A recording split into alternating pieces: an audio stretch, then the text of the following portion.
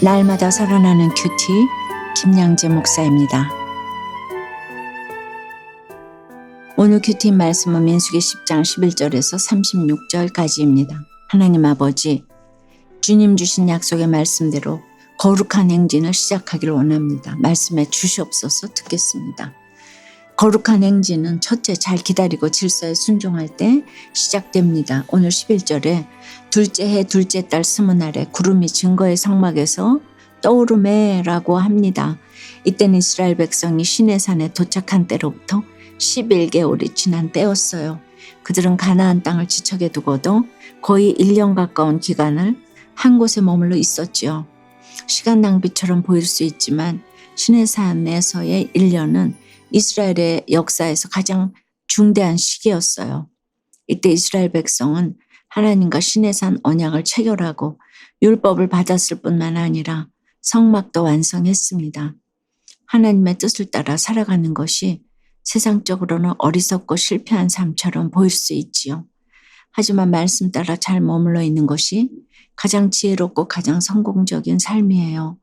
저도 남편이 천국에 가고 나서 그토록 원하던 피아노 교수로 커리어를 쌓거나 전 세계를 다니면서 남편의 구원 간증을 전할 수 있었지요. 그런데 하나님은 엄마의 때라는 자리에 저를 머물게 하셨어요.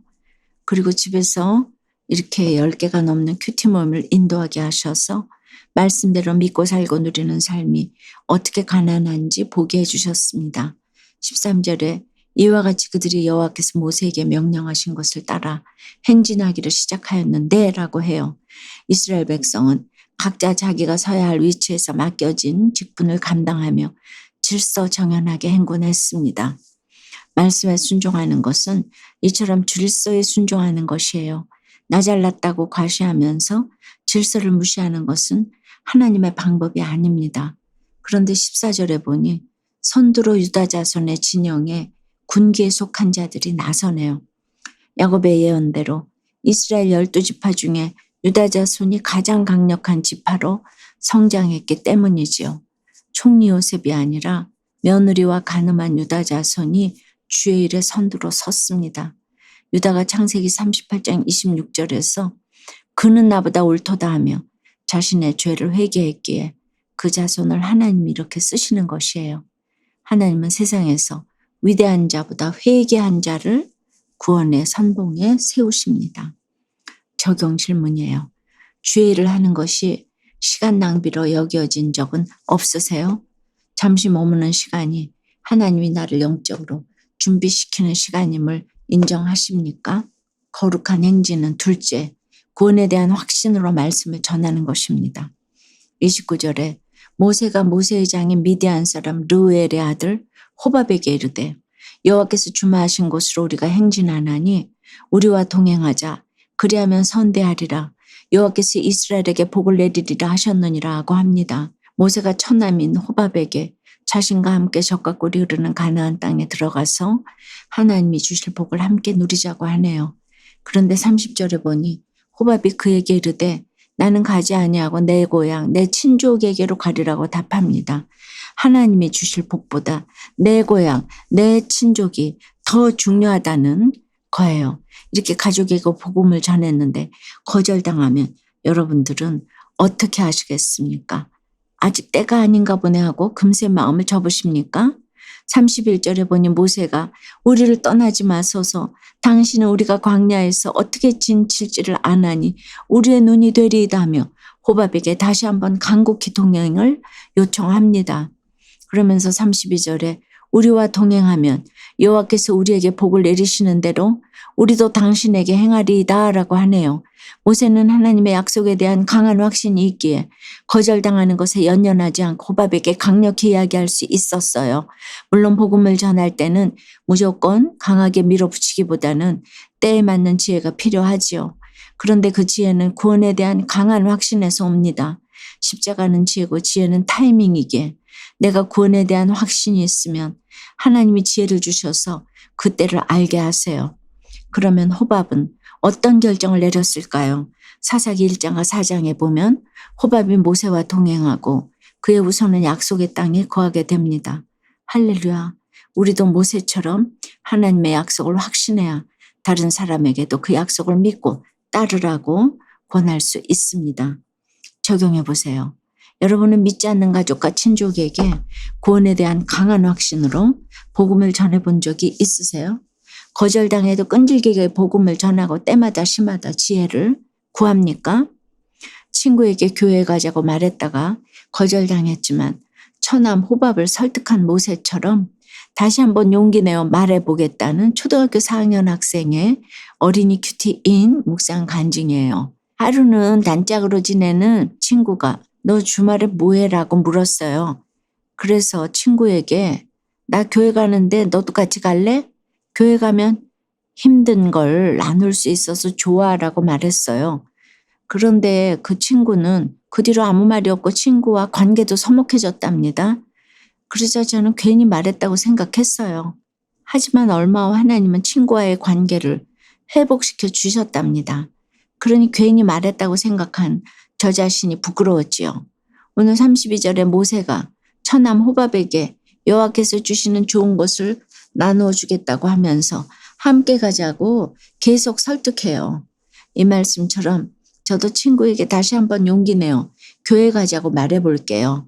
저의 적용은 이번 달에 친구에게 같이 교회 가자고 용기 내어 말해볼게요 입니다.